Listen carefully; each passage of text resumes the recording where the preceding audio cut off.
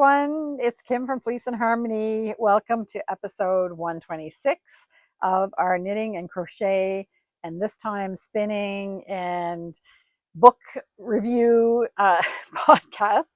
It's July 21st, 2023, if you're watching it on the day that it's published, and I am recording it in the back deck of my house and on the sheep farm in Belfast, PEI, because it is so stinking hot that it was almost unbearable to record in the shop. We don't have air conditioning in the shop, and it was really, really warm in there. And so we decided that coming outside would be a good thing to do. So Simone is going to join me out here. And I'll just do the little introduction. If you're new here, then welcome. If you're an old friend that's visiting again, then welcome as well. We do have a newsletter, so if you want to subscribe to our newsletter, we do send out a newsletter every Friday afternoon at 2:30 Atlantic time. And we have some things, it's always a shop update. I have a little message that I write every week, a little tiny blog, and we'll welcome you if you'd like to subscribe for that. If you enjoy this video, if you could press the subscribe button and the thumbs up, then that all helps our channel grow. So welcome to everybody. There are chapters in the description, and if you put your cursor along the bottom, if you're watching this on a device, you can skip around to the different parts. The first thing that we're going to start with is a farm update. Then I'll be talking about an event, a Rowan event called Festive in July, that will be coming up in July, and then that will introduce a make-along that will go through till October. Simone is going to join me for the shop update and our project update of all the projects that we're doing. And so that's basically what we're going to do today. It might be a little bit shorter. Betsy's on holidays, so for her wedding anniversary, her and her husband are actually on a cruise in Norway, so she'll be back next week. And so in this episode, we won't have a in the mill section because we haven't done anything on the new yarn that we'll be producing. So without further ado, we'll go to the farm update. So this time of year is thankfully pretty boring for the farm animals because they're all out grazing in the fields. So I sit here every week or every episode and say nothing new on the farm. So instead of just saying that, I did a little bit of I took some pictures of the different things that we do in the morning. So we're the first thing that we do when Ken and I go out for the chores is that we get Diva her breakfast. So you have a little picture of Diva eating her breakfast. We're not feeding her alfalfa mash because even though she has no teeth, the grass is tender enough that she's able to eat that and get enough to maintain her weight. So, but we do supplement her with a little bit of grain. So she gets her grain in the morning. The next thing we do is Ken goes over to the rabbits, and I give the horses mineral every morning. So they get a bucket of mineral. They need the mineral, but it's also a way for me to make sure, because they are in a big field grazing, so they could, if they didn't have to come down to get their bucket, I would have to walk all over the field to get them. They have about 7 or 8 acres of land that they graze over, but they do come down to where their water is and their salt, and then I have mineral in the bucket. So I guess I've probably shown a picture of that by now.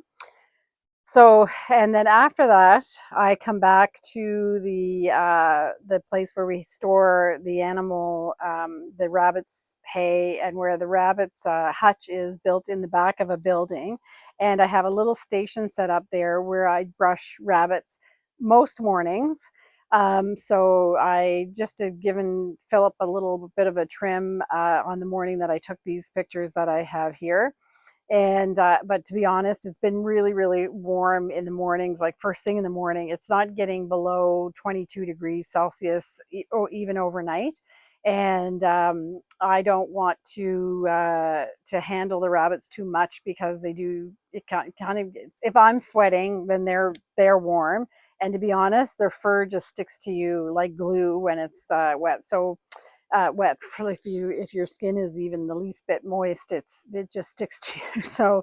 So I just checked on Philip and gave him a little bit of a trim and a brush, but then I put him back in the hutch so they can relax and are not stressed out any more than they need to be in the heat.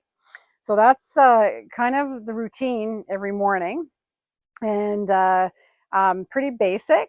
They don't need like a lot of maintenance this time of year. So it's usually takes about a half an hour to do all the checks and everything that we do.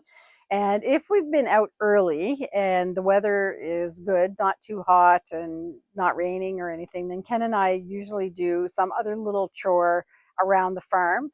So we've been have some fields where the grass is overgrown and there's little saplings coming up. So we have been doing some just taking, we have a pretty powerful weed whacker. So we're taking that and cutting down some of that, that overgrown parts by hand. So we're doing that thing, those kind of things in the morning as well. That's about it. So that's what, in the winter, it's much more labor intensive because we have to give hay. Diva needs her alfalfa mash. For the horses, they may have to have their blankets put on or taken off or something. So it's a little bit more work in the winter, but in the summer, it's pretty easy to do. And it takes about a half an hour to get the chores done with the animals. And then we spend another half an hour to 45 minutes doing other jobs. I sent in the last newsletter quite a lot of information about the Rowan event that's happening in July, called Festive in July. And there's two parts to this event. The first part is some virtual presentations and talks that happen the week of July 25th. And I will attach this information in the newsletter this week as well. But the events are virtual events. I think there's two every day for 5 days. And some of the well-known designers from Rowan are taking part in these presentations and talks that are happening. There is a fee to join this week-long event, and it's £15. So I don't know what that will convert to in US or Canadian funds, but it is £15 that you have to pay. But you can participate in every event that's happening for that week for £15. And you can redeem you get a coupon code to redeem that cost of the event to buy on the Knit Rowan website. And in the part of the Festive in July presentation, there are some new designs that are coming out that you have to purchase those designs for winter. There's I think there's a hot water bottle cover. There's a cozy for your coffee or tea. There's some sweaters. There's cushions. And you can use your coupon to buy those patterns as well on the Knit Rowan website. So you can get your money back with pattern purchase if you want. So there's that part of it. Martin Story will present during that time, and he is going to launch his design that he's called the Midwinter Blanket. This is going to be a pattern that's going to be released as a make-along. So in order to take part of the virtual event with Martin Story during the Festive in July week, you do have to be registered for the event, and so you'll have to pay the £15. But I think it's August 17th, and if I'm not right, I'll have a title down here. The first pattern release will happen for the make-along, and the pattern is free. So if you want to be part of the chat with Martin in that week of the event in July, you have to pay. But once he does his presentation, he's going to talk about the Midwinter Blanket in there. But once that event is over on July 27th, you'll be able to register for the make along for free, and you'll get the pattern for free as well. So I am planning on doing that make along with this blanket, the midwinter blanket, and I am offering a discount on the Rowan yarns to make that blanket. There's a couple different variations. You can do a 2-color blanket, and they're suggesting 2 different colorways in 2 colors. And then there's also 2 colors in squares that have more colors. I think there's 6 or 7 colors in the squares. So you can do one with a black background and you can do one with a light background. So that's all part of the make along, which will start. The first pattern release is August 17th. And if you've registered for the make along, Rowan will email you the pattern releases. There's 6 pattern releases, and then the event finishes on, I think it's October 12th, with a cast-off party, which will be a live event with Martin.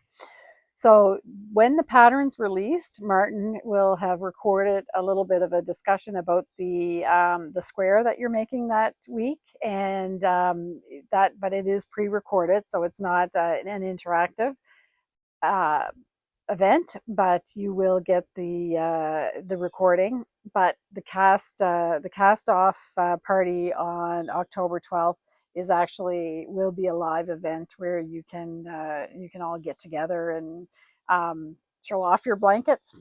And so it should be a really fun event. So I hope that that's clear.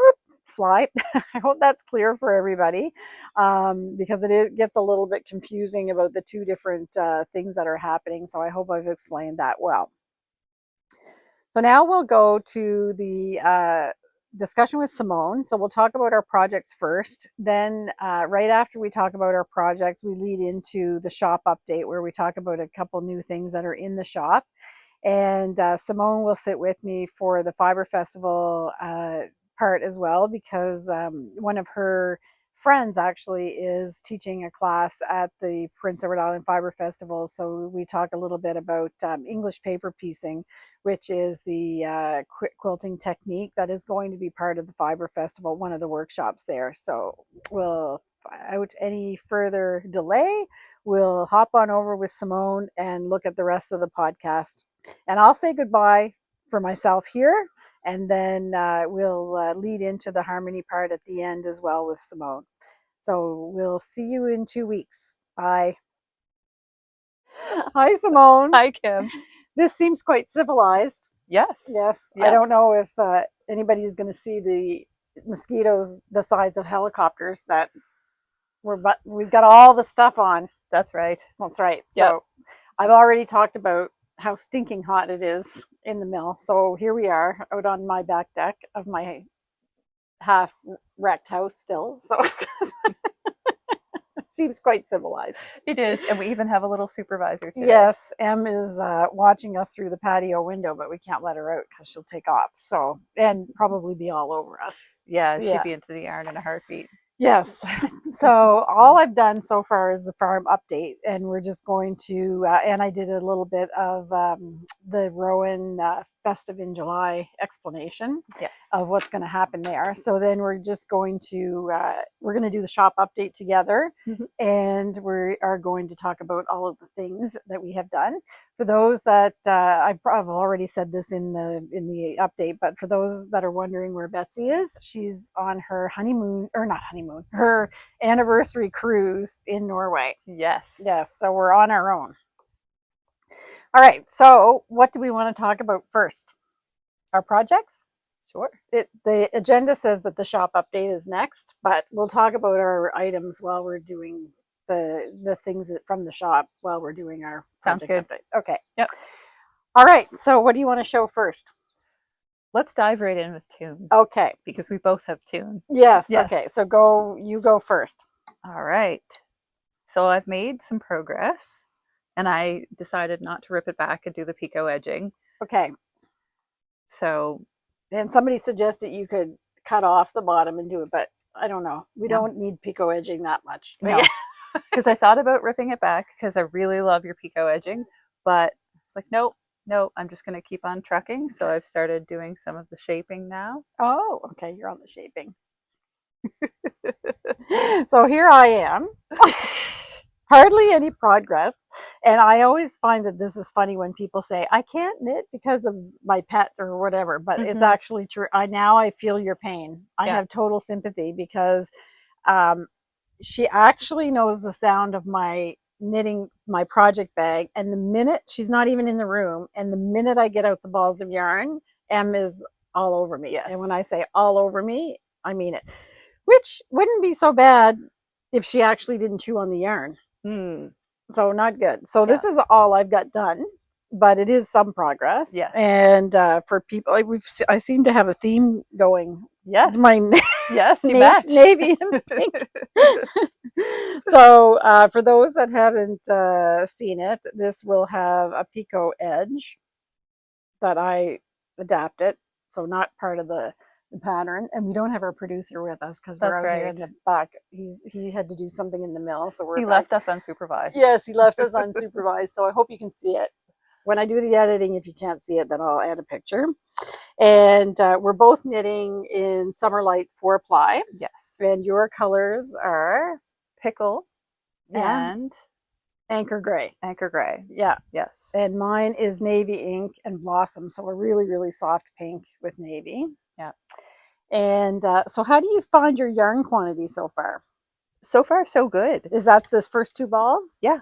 Okay. So I'm doing really well. Like I said, I started the shaping for the underarms. And so did you make it a bit longer? I did. Yeah. Yeah. Not too much though, I don't think. No. No. Okay.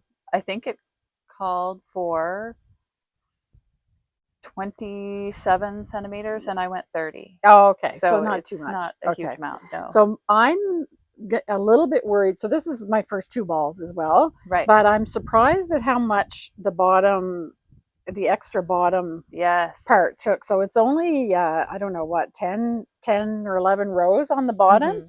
But it does make it, I can see the difference in the balls. Yeah. So we'll see what happens. Yep. Yeah.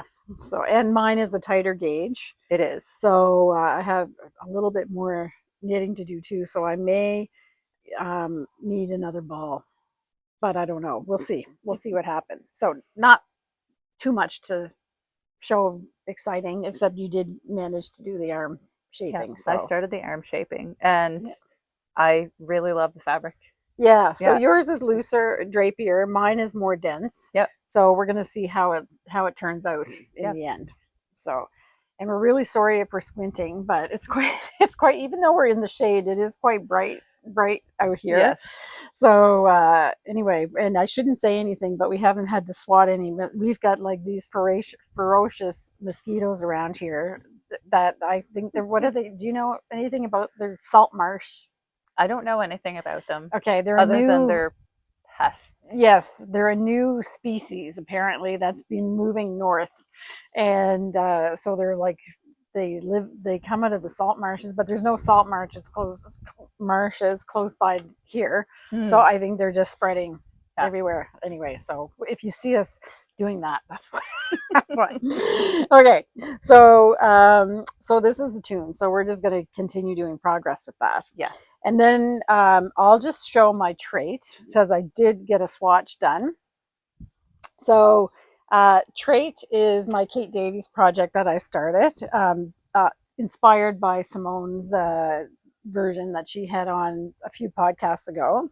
And I'm knitting it out of Point Prim sock yarn in Northumberland blue, held together with Kid Silk Haze in Heavenly, which is going to make a much thicker yarn than what Kate used. She used the Malarkey tweed, right? And so this is actually quite a bit thicker. However, I did start because I always tend to like a more dense fabric than what most patterns recommend anyway. So I did start on her recommended needle size for this swatch, and it's 3.75 millimeter. This yarn would probably, what would you say with the 2 of these together? It's probably like a DK. Yeah. Or maybe even like a light worsted, maybe. So I've got a fabric that's pretty tight. So I'm not that far off of her gauge, but I wanted to ask you about I love against it. Okay. Yes. I think it feels absolutely fantastic. Yeah, And it's very soft and silky. it is. And it still has nice drape to it. Yeah. Even though it is knit at a fairly tight gauge for the yarn size. Yeah. So I love it. Okay. I was tempted to go up a size to a 4mm. I just want to keep yeah. I was tossing it around in my head to go up to a 4mm. Because I'm almost at gauge, so I just have to make a little bit of an adjustment. But I don't know. I didn't want to go any further because I actually use quite a lot of yarn just to do this. Yes. So I left it. I know it's not for more than 4 inches long. But I'm going to not muck around with it too much, because if I have to pull it out, the swatch out, and use it, then I don't want to. It'll be easier to take apart. Yes, with mohair. Yes. Yeah, it'll be. So I don't want to mess around. I did steam it. Usually I would wet block, but I steam block just to not to felt it too much. So yeah, so you can just see how the colors combine. It does give that nice kind of tonal. It does. Yeah. So there's my swatch. And I didn't swatch in the round. I know it's really, really bad. This is a situation where do as I say, don't do as I do, because I can't stand it. But I think I know my knitting well enough. My knitting will be a little bit looser when I do the knitting in the round. Right. And my tension is just a little bit tighter right now. So it'll loosen up a little bit. So that's another good point to keep this, I think. Yes. Yeah. Okay. And do you want to hear confession? What? I didn't knit my swatch in the round either for that sweater. Oh no. Okay. No. Okay. So I think it's 24 stitches for 10 centimeters, and I'm at 23. So it's not tighter. It's a little bit looser. Right. So, and then it'll get a little bit looser when I go in the round. So I may do a smaller size. Yeah. I may do that. And then I am fully prepared that I may have to rip it out. Once I get the ribbing done, I'll do another little check of the gauge when I'm going, and I may be too big, but I'll think I'll rip it out if I'm prepared to do that. Yeah. I don't want to do another swatch. And I'm kind of guessing. What do you think? Do you think that's I think that's a good suggestion. Yeah. Yeah. Yeah. And I mean, it does have the lace yoke. And for me anyway, I always have a harder time fitting the shoulders in. And I like the kind of stretchability of the lace, because it means that it will fit well on your body if you fit it for your body. Yeah. And then you can still kind of have a little stretch over the shoulders. So this is going to be the plan then. I'm going to continue on with the 3.75 needles. And I'm going to knit in the round, so my gauge will be even a little bit looser. And then I'm going to knit the next size down than what I should be knitting. It should come out perfectly. That's right. Yeah. So that's the idea anyway. So we're gonna see what happens. Stay tuned. Next podcast I'll do an update. I have to say that it's very pleasant to knit. Yes. This is like I said. Yes, and because I said the last time that I've never knit a project with our Point Purim sock yarn, so it's a nice experience. I think it's my favorite. Yes, it's my favorite sock yarn. You said that about Selkirk worsted yesterday when I said something. That's true. Yeah. But before I even started working here, it was my favorite sock yarn. Okay. Okay. All right. So then there's that. And you have a new pattern and a finished object. I do. Yes. Which would you like first? Well, let's look at the finished object that we showed the last time. Okay. So this is the Harlow Hat by Andrea Mowry. Right. And it is knit in some of my hand spun yarn and some really lovely BFL that I had in my stash. And I love the squish. Yeah. Yeah. Can I feel it? Yeah. It's brioche, right? Or she calls it tuck stitch. She calls it tuck stitch. Okay. Yeah, but I think it's pretty much the same thing. Right. Correct me if I'm wrong. So we don't make it anymore. So don't write.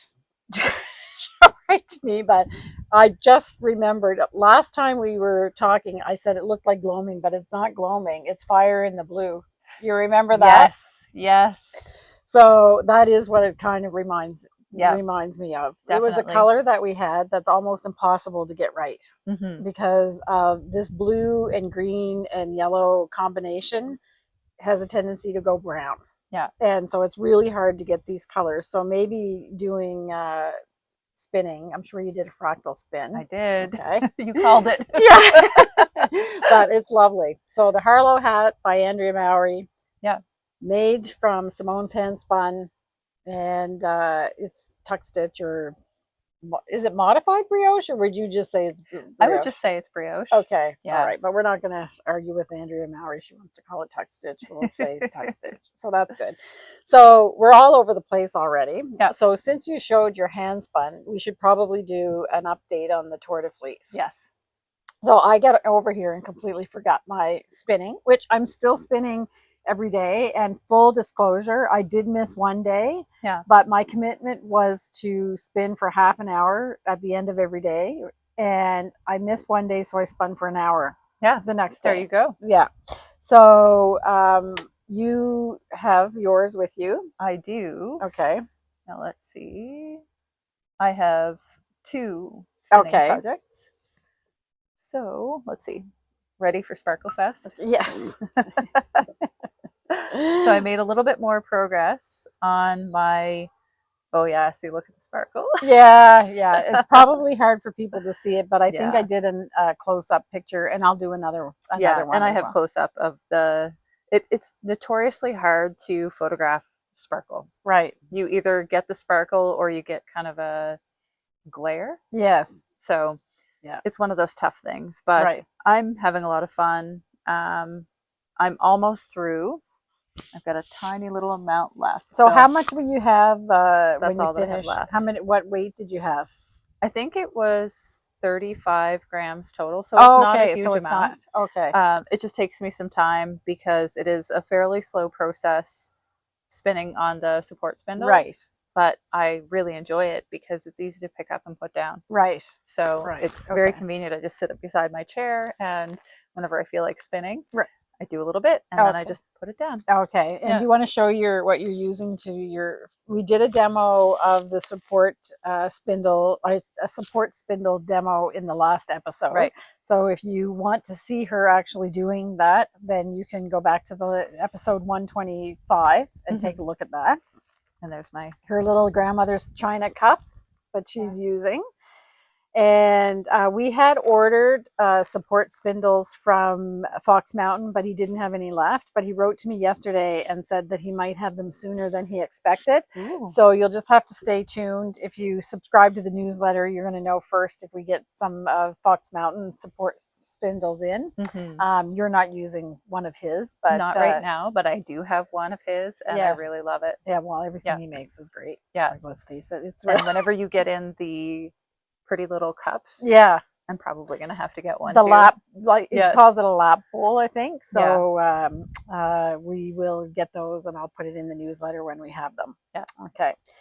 So I guess I said about the fact that I was doing my project, but I'm not showing it because I forgot it here. So I'll put in a picture of what I have left in the first half.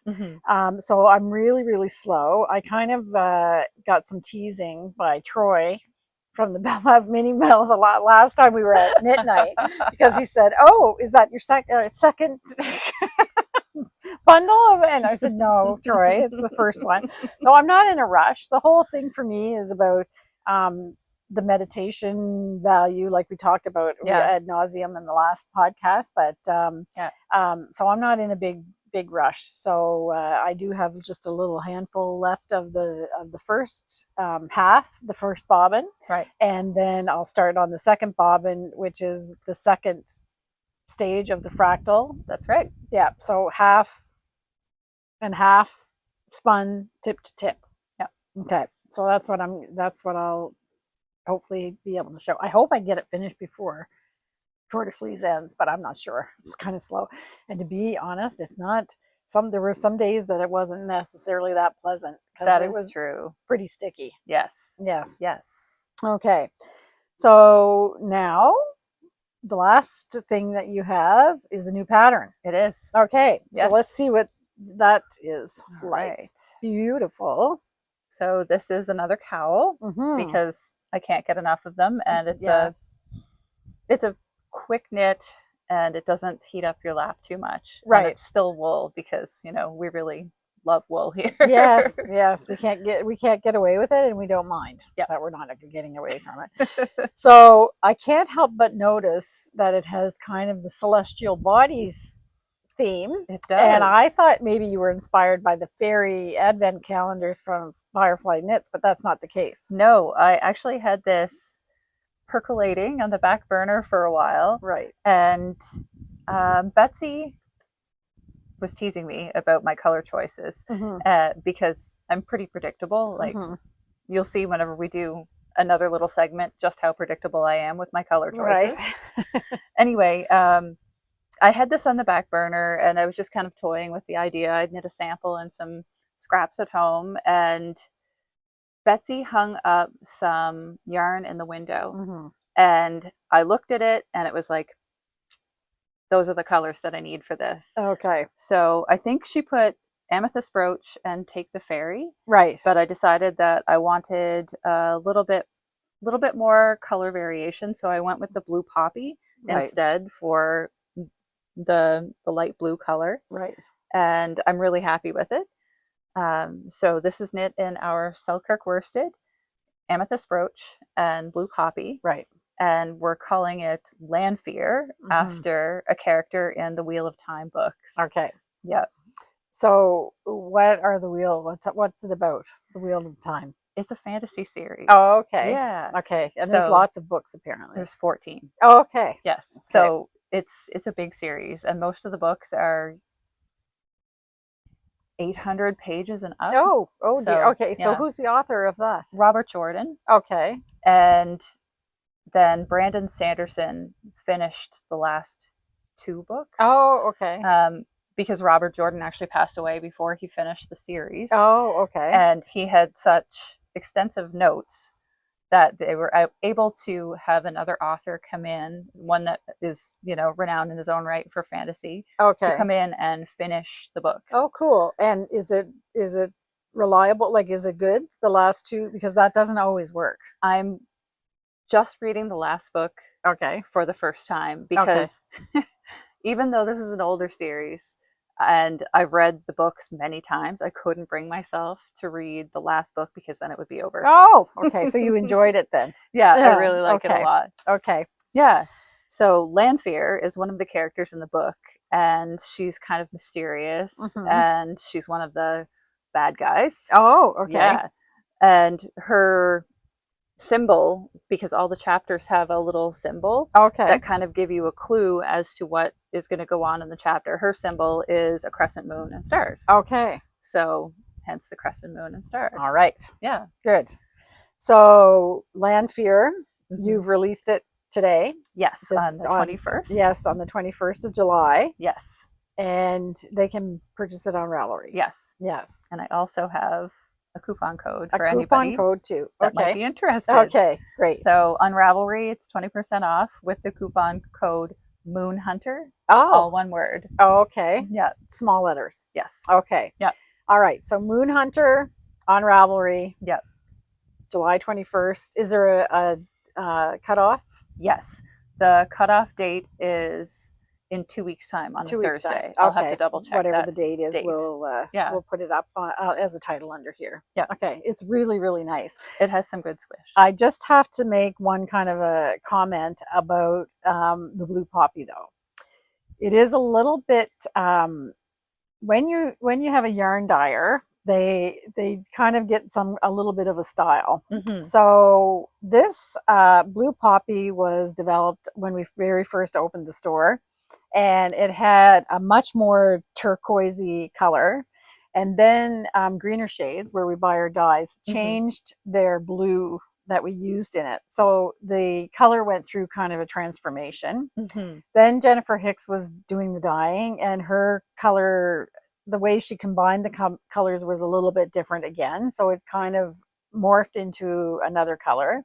And I'm not sure if this is Betsy's dyeing or if this is Jennifer Hicks dyeing, but I've seen this a little bit darker in the store as well. So I'm just letting you know that if you order it, you will get the turquoisey blue with the periwinkle, and it will match amethyst brooch, but it may not look, this seems to be a little bit more pale than blue poppy is normally.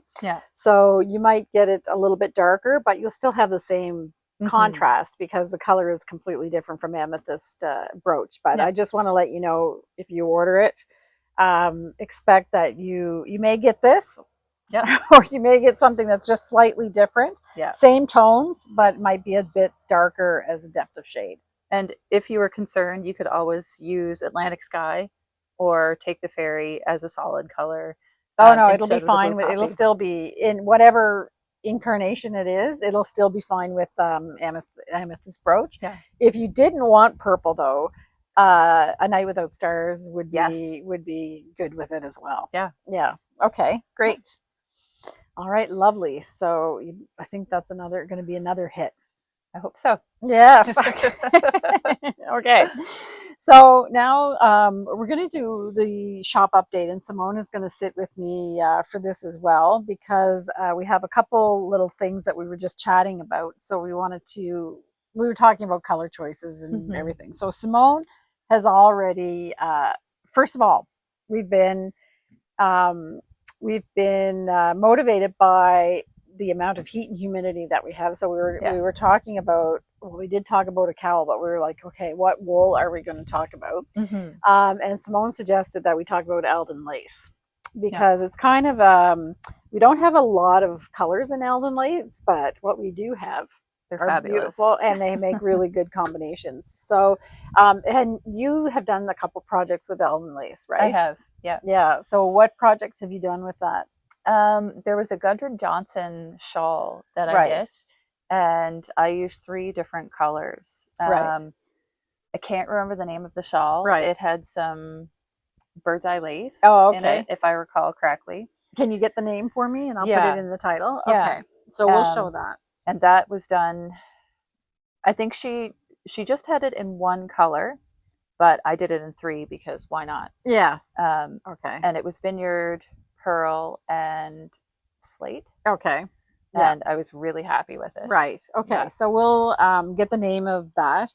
Obviously, shawls are a given with Eldon lace, and I've worn beautiful shawls. Nicole, one of our viewers, actually sent me 2 shawls that she knit with Eldon lace. So we have them as samples in the store. One is in lichen, and the other one is in amethyst brooch. And but it's also really good for those, what I call the yarn stingy sweaters. So there was a ranunculus, well, you can get a ranunculus of the small size of ranunculus out of 1 ball of lace, and it's hard to believe that you can, but you can. You really can. And a love note, maybe not so much, but pretty close, I would think, depending upon what kind of drapiness and openness of fabric. And the size, obviously. You could get away with, like, even the larger sizes, I think, with 2. Yes, for sure, 2. So it's 500 yards for 80 grams.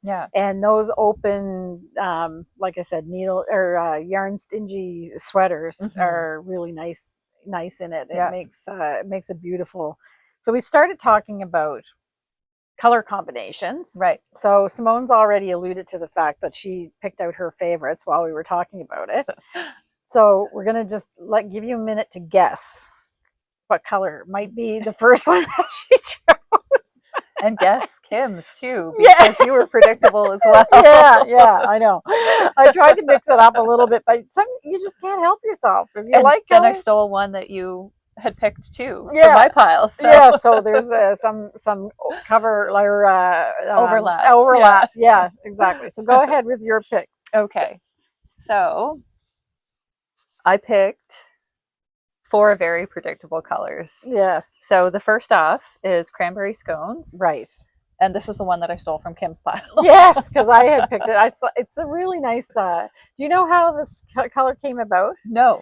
I was going over to visit my parents 2 winters ago, and it was just well, I don't know if I can't remember if it was like late winter or late fall. So the color the dog, I think it's dogwood that's in the ditches, the red stems. And I was going past the ugliest part of the road coming to Prince Edward Island from New Brunswick when you have to go over the bridges through a place.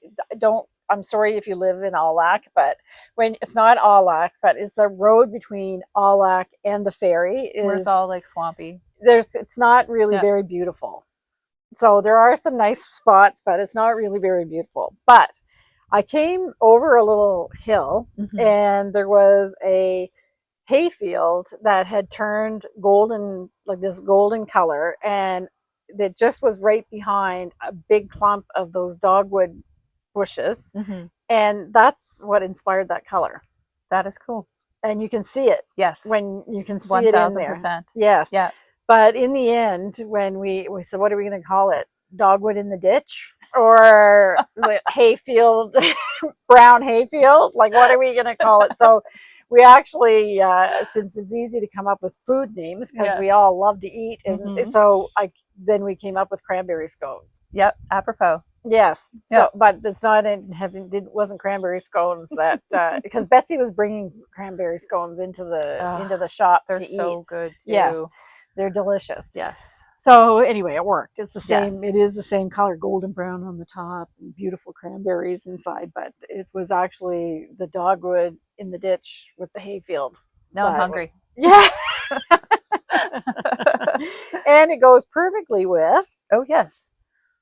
All 3 colors all that of you them. look. Yeah. So there we go. Yeah. So you might recognize this combination from the bee. Sweet as honey. Yes. So of course, autumn birch had to be in there for my choices, and plover. Yes. Because why not? Right. And then another favorite of mine is vineyard. And I think vineyard is a burgundy red, but it has a lot of brown in it. And I think just the amount of mohair in the Eldon lace, it actually it's much more lively in the lace than it is in some of the other yarn bases. It's really beautiful. It is. And I think part of it is because of the shine, but the mohair, it just kind of hits the light differently. Right. So our Eldon lace is made with 30% mohair. So it does give it a little bit more of a luminous look. Yeah. It's beautiful. Yeah. So I like those combos. Yes. So then I picked we were over by the lace, and I have said this before, magenta and Loden green. And I think this is the same thing. So it's Mayflower and lichen. I just find this so, I don't know why I find it so pleasing. It's peaceful. It's very serene. Yes. And Mayflower, the Ramia sweater that I have is made from Mayflower lace. So that's actually a pattern that was designed in Eldon lace. And it doesn't have green, but it does have the vineyard and things on the color work. But I just find this, peaceful and serene. Yeah, so lichen and Mayflower together. And then there's a big crow no, it's a blue jay. Got to get our Merlin thing. That's right. Yeah. And then amethyst brooch, and this is mermaid's tail. This is a great combination too. It really is. And it looks really great together because the purple is the same kind of color as the amethyst brooch, but it's not as deep. So even if you would put them together, you're still going to have a good contrast. Yeah. So those are both. That's a great combination as well. And then there's a couple other patterns that we have that are made from lace. The Sandy Shores poncho held double in is a Merled effect, and you can see that that pattern on our website. And that's made with lace. It's heavier because it's held double. Yeah. And that uses pearl and slate, and November Sky is another color that comes in lace. Anyway, you can I'll show a picture, obviously. Yeah. So it was we have it in the store with those muted colors, but the actual original one was with slate and the autumn birch. Autumn birch. What is that? How do you say it? Autumnal colors. Autumnal colors. Yes. Yeah. So there's two variations of it that we have. So, all right. So so that's the story of lace. Yeah. And there's a couple other patterns that I'd really love to suggest for people if they're kind of stuck with what they can do. The swallowtail shawl is a free pattern, and it uses lace. Oh, okay. It's beautiful. Yeah, I've seen pictures of that shawl. Yeah. It's gorgeous. I've knit it several times. Have you? Yes. Oh, okay. Okay. And also the Echo Flower shawl. Okay. It's another free pattern, and this one is the kind of more traditional Estonian lace motifs in it. Also really fun, and it doesn't use a huge amount of yarn. Okay. So if you're looking for shawl patterns, I highly recommend both of those. Oh, good. Oh, well, thanks. So I was ready to move on to the next thing in the shop update, but then I looked at your bobbin from your e-spinner for Tour de Fleece, and we didn't talk about that. So we're all over the place. So what do you have going there on that bobbin? This is Rideau Arcot. Right. Okay. Yeah. So natural. Yeah, just natural gray. Right.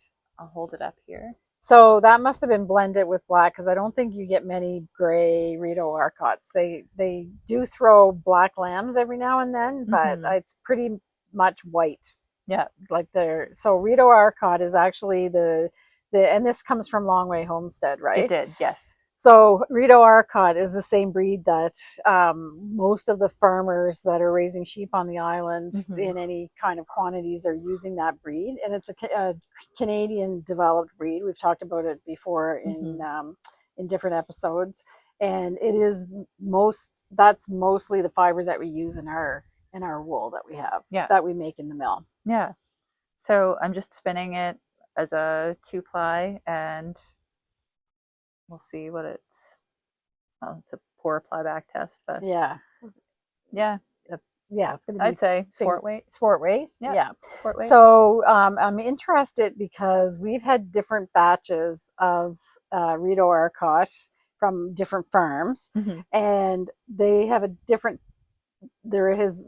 texture. It could be due because of the feed that the farmer is using or whatever. So do you find that this feels different than the Rideau Arcot that we're using in our Selkirk worsted and our Aran? It does feel. It looks a bit more matte. Yeah.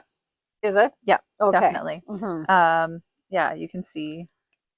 There. It actually looks more like the Wild Winds kind of texture. Yeah. So more matte. It's interesting, eh? Yeah. It's the breed of sheep, but there's so many different variables that go in. Yeah. Yeah. Excellent. And this is just my goal for the Tour de Fleece this year was I had 3 projects on the go, and I just wanted to make some progress on them. Right. So I didn't really set any hard and fast rules for myself. Right. Just to spin a little bit every day and work on the 3 projects. Will I finish them before the end? Who knows? I'm not really sure. Yeah. But I'm just kind of like you, enjoying the process. Right. And so I'm spinning on a traditional spinning wheel. Yeah. You've gone from one extreme to the other, because your one project is on supported spindle, and the other one is on an e-spinner. Yep. And then I have one on my wheel. My regular wheel. Yeah. Okay. Yeah. So that's what you were spinning when we did the harmony part the last time. Yes. So, and I forget which fiber that is. It was a whole mix. There was. I think there was baby llama and silk. The burgundy one. Yes. Yeah. Okay. Yeah. I'll have to look up what exactly was in it. Is it finished? Really lovely. One bobbin is. Okay. We're all like one bobbin wonders. Yeah. So, okay, great. And the next thing we're going to show in the shop update is, I'm going to say by popular demand, because if anybody that's come into the store has commented on this, if they went by the Rowan felted tweed.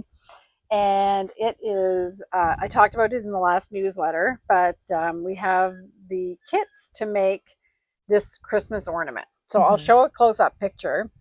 But this has been designed by Joanne, who we've mentioned Joanne a lot. She's comes into the store once a week, yeah, usually for a visit and a chat. And she's, I don't know, she does every craft. She does. I don't think you can't mention, from woodworking to any fiber craft to anything with paper. She does it all. She does it all. Yeah. And she had made some beautiful handmade project books that I had sold in the shop as well. So it's all the same person that does it. And then she made the pattern for this design and for these Christmas ornaments. And what I love about it is that it's the first Christmas ornament pattern that I've seen that actually it's the same size and shape as a glass ornament. Yes. It's, other than the fact you can tell that it's soft, it's not glass and there's no shine to it, other than there's the beads on it and there's this little acrylic crystal on the bottom. It looks exactly like a Christmas ornament. Yeah. It's amazing. It reminds me of the ones that my grandmother used to have on her tree. The beautiful glass glass ones. Still have them. I love that stuff too. Yeah. Yeah. So mine are new, but they have the vintage look for it. That's why I bought them, because I loved that. They're beautiful. Your grandmother's Christmas tree is like, yes. Yeah. So here it is. And the kit comes in 4 colors. So this is the gold, and it has gold beads. There's also, I'll show a picture of all the colors. There's green, there's red, and there's blue as well. And she's done all of the kits up. So there's they're made from felted tweed. So you get the yarn, the yardage of the yarn to make the ball. You get the crystal. There's a couple of opening stitch markers, because you attach, you can attach the crystal on the bottom with an opening stitch marker inside. And you also get this little ornament cap that makes it completely authentic. Yes. Normally you would take out this part, the hook, and you can just use, you can either crochet a hook, but I didn't leave enough space when I did my little hook to make a knot in it, because if you use the cap without the springy part, you have to have enough material on the top to make a knot, and I didn't. So I've got the prong stuck into the wool. It's stuffed with wool. So Joanne has done all of these. She wrote the pattern, and the wool that you get in the stuffing is the wool that we use in the mill. So, and she made these beautiful little booklets that go on. So there's room for your project notes. She's got the pattern written out and charted, and she's got some tutorial suggestions in here. And it comes in this little rough cotton bag, and you get the yarn, you get the beads, and she's even put in a beading needle, which I'd never seen one of these needles before. It's called a big eye needle, or something like that. You can't even see it in there. I don't have my glasses, but it's in there. It's like a fine, it's almost like a wire. And when you get this at home, if you buy it, you just open it and the whole thing opens up. It's like a flattened, I don't know how to describe it. It's like collapsible eye. It's a collapsible eye, but it's almost the whole length of the needle. Yeah. And it is thin enough. It's like barely bigger than a hair. And it's thin enough that you can pre-string the beads on the yarn, and then you bring them forward as you knit. You can also do a crochet method with a crochet hook to put the beads on, but I don't know what size crochet needle it would have to be pretty tiny because there's seed beads in there. So you get the crystal, the acrylic crystal. It's not a glass crystal. You get the attachment to be able to attach it. It's opening stitch marker, and you get the beads, you get the yarn, and you get the little bead cap. So you have, and the stuffing. So you have everything that you need to make that that beautiful ornament. And she's thought of absolutely everything. Yes. When it comes to this project, in like the book, she did a beautiful job. Yeah, she really did. Yeah. They're really cool. So the newsletter people have already saw a preview of it last week. So she's got, I know that she's got the supplies to make quite a few of them, but if there's a big run on these, then we may have to wait for stock to come in. Yes. But I'll change the description. If it becomes a pre-sale for the next order, then I'll change the description on online if we run out of the actual stock that we have. So I don't know. Did we miss anything? Is that? I don't think so. That's about it. Oh, we were going to talk about books.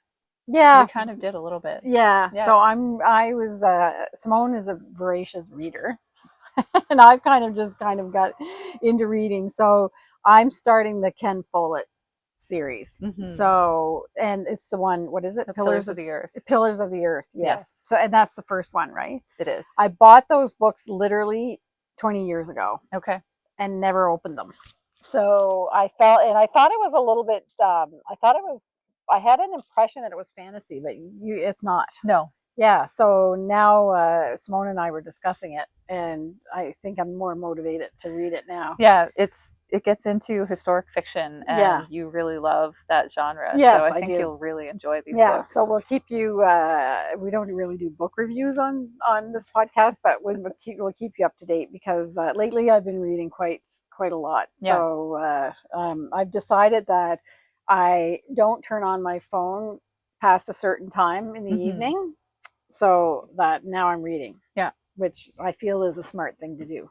See, reading is my treat time. Yeah. Like, I look forward to reading every single day, and I usually start my day with it now. So I'll get up and I make my big mug of coffee. Yeah. And I just pick up a book. And what time would that be, Simone? 5. 5, okay. 4:30, sometimes 4. Depends on the day. Okay.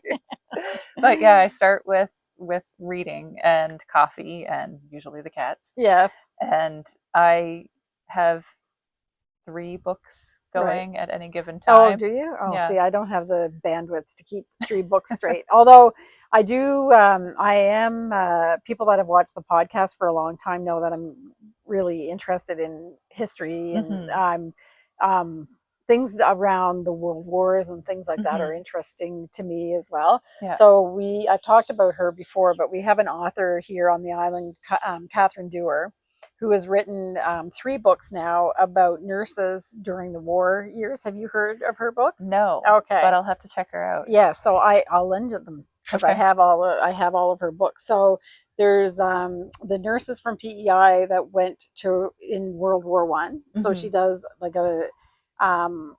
she talks about it overall and the contribution that these women made to the war effort. And but then she does kind of a little bit more of a biography on certain women that she had more material for. So she did that from God, I can't even remember the name of it. Anyway, I've put it in the titles. I can't remember. My brain, Arne always says his brain is like a goldfish. I think that's actually. I think the heat is just. I never remember anything. Those Splendid Girls. That's what the name of it. Those Splendid Girls. So that's the first one. And then one of the most famous nurses of that era from PEI was a woman called Georgina Pope. And she rose through the ranks of nursing in the forces. So she wrote a book specifically about her. She had a very long and distinguished career. And the one I'm reading now is The Nurses in World War II. And I've just started it. And it's funny because I was surprised. I watched her, or I went to a lecture where Catherine was speaking, but they still haven't released the records from World War II. Oh. So it's like a little bit sort of ancient history. Yes. I mean, as far as relevance and secrets and that kind of thing. So she had to do the research without having the benefit of the military records or anything, like where these women went and whatever. But it's really, really eye-opening to see everybody knows about, especially the women in England and the munitions factories and stuff like that, but they served overseas as nurses, and the hardships that they had, like they had to build the hospitals and worked in tents, and not so much in World War II, but in World War I they were bombed as well and lost their lives, or the hospital boats or ships that they were on got torpedoed and they were lost at sea. So the contribution of women, and they fought really hard for recognition, and so they had a rank of an officer's rank, actually, so they fought for that and they got that. So there's people had to salute them when you passed a nursing sister. So it's really interesting to read. So I read that, but that's really just like a documentary type, and then I like to have some kind of fiction as well to read. So I'm kind of like that too, where I usually have a nonfiction book and then 1 or 2 fiction books. And they're usually pretty different. So that it's very easy to keep the story straight. Yes, I can just see time or plot lines being muddled in my head if I was doing 2 fiction. Should think of some funny mashups that would make. I don't know. Anyway. All right, so now what I would normally do is talk about the Fibre Festival. So we may as well just sit here and talk about that, because it's actually a local person that I want to talk about. It is. So Melissa Bailey is teaching a class at the PEI Fibre Festival. So if you watch the podcast for the last 3 years, you know about the PEI Fibre Festival, but just in case somebody doesn't know about it, the PEI Fibre Festival is going to take place on October 5th to the 7th. And we have mostly knitting, crochet, felting. There's a little bit of weaving, I think, inkle weaving maybe. I'm not sure. I should know, since I'm the chairperson of the volunteer committee, but anyway. Spinning for sure. Spinning for sure. So we talked about the fact that Simone is teaching, I think there's only one class. I think yours is sold out now. I think so. Yeah. It's sold out. And so drop spindling, and we've got spinners that we've talked about. But we also have, as kind of a little wild card class, is English paper piecing. So Melissa Bailey is teaching that class. I think she's got room for 18 people, and it's more than half sold out. But if anybody is not aware of what English paper piecing is, it is a quilting discipline where it's hand sewn. Like you do the hand sewing. I suppose you can do it on machines, but the whole idea is like it's handmade, big time. And you cut out tiny hexagons are the most common thing that you have, but I did a little bit of research this morning because I knew I was going to talk about it today. And there's different motifs that you can do, but hexagons are the most popular. And you cut out a template of a hexagon over and over and over again, and then you wrap the fabric around that. So you have to cut out the templates in paper. You cut out the hexagons, and everything I've seen, they're about this big. So you need a lot of them to make a quilt. And you fold the fabric around the paper. You hand piece the whole thing, and when it's all sewn, then you take the paper out and you have your quilt. So, if you like drop spindling and you like things like that, knitting Paisley sweater by Sitzel Hoivik, and you want a project that you people would if you look like at something to challenge yourself. Challenge yourself, and you're doing it more about the process, not because you're in a rush to get something done. Yeah, I think this is a fascinating handcraft. It's a like an old way of doing things, and it's really, I think, again, it's something to have to do about meditation and yes. Yeah. And I have to say, I've seen Melissa do this. She's a very talented sewer. Right. She makes a lot of her own clothing, Right. things like that. Beautiful, beautiful quilts. And I've seen some of her paper piecing in progress, and Yes. it's amazing. Like her fabric choices and the colors she combines, like there's just so much to it. Yeah. And it's really exciting. Yes, there's actually quite a famous YouTuber that does a lot of different things, but this is the place where I saw it first, is The Last Homely House. And the woman that Kate is her name, that hosts that YouTube channel, she does a lot of English paper piecing, and I would say she's mostly a quilter, but she's one of these crafters that does everything as well.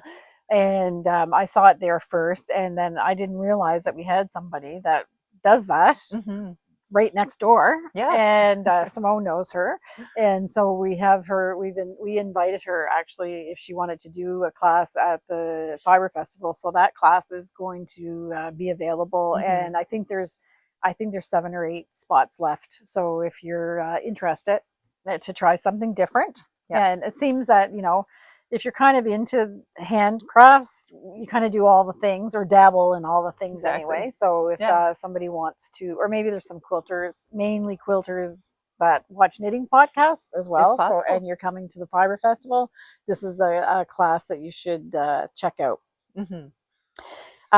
Also, I wanted to remind people that the links to the hotels that are offering special rates for people that are coming to the Fibre Festival are on the Prince Edward Island Fibre Festival website.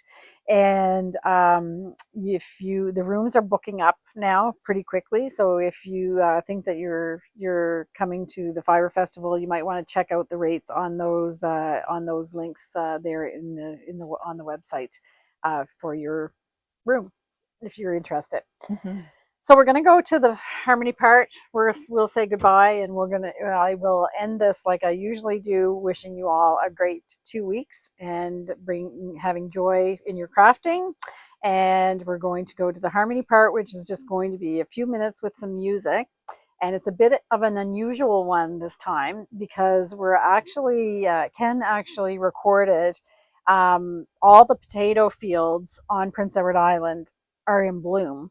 And people that don't know wouldn't necessarily know how beautiful a potato field can be. Because so they have like really beautiful flowers, often white, but there's also purple, and you can see some different colors of fields as you go by, and you're wondering what they are.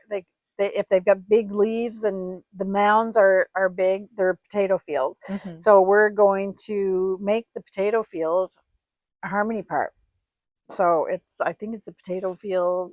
No, it's not the one behind our place. The farmer has one behind our place. It's not that one, because it's not in full bloom yet. But I had to go to Montague today, and I saw lots of them in bloom. So Ken managed to find one somewhere that's in beautiful bloom. So we're going to go there, and we'll see you in 2 weeks. Betsy will be back next time, and we'll hear all about her Norwegian adventure. And I wish you joyful crafting. Bye. Bye.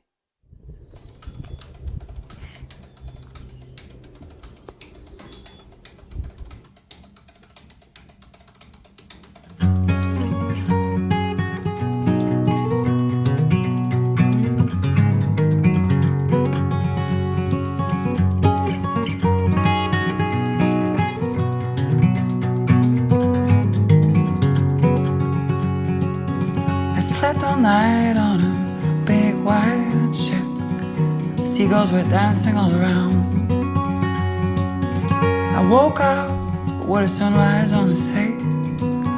Such a precious gift to me. The salty breeze and the waves. the slow pace, the salty breeze, and the waves. I'm at a right place.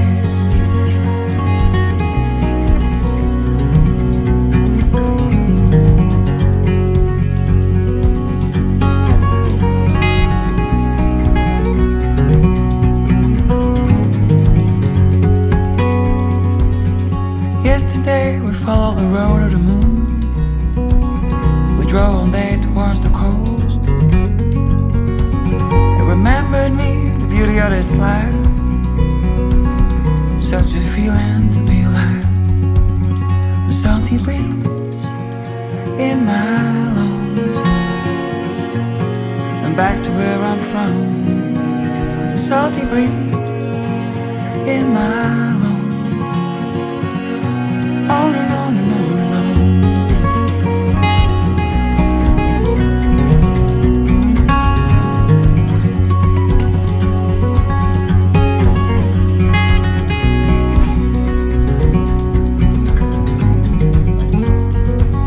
The salty breeze and the waves,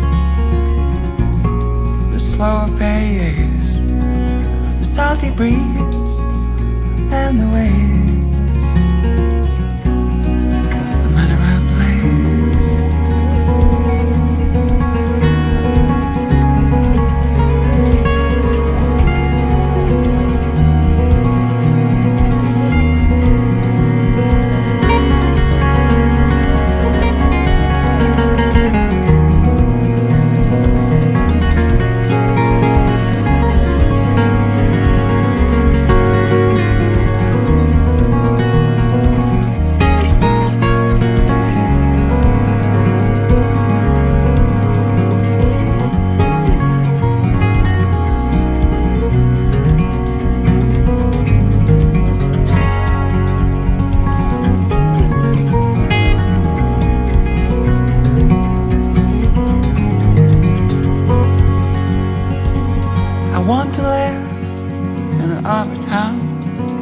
Like to see the boats leaving at the break of dawn. I wanna live in the arbor town, surrounded by the sea my heart is free. The salty breeze and the waves, the slow pace, the salty breeze and the waves. No matter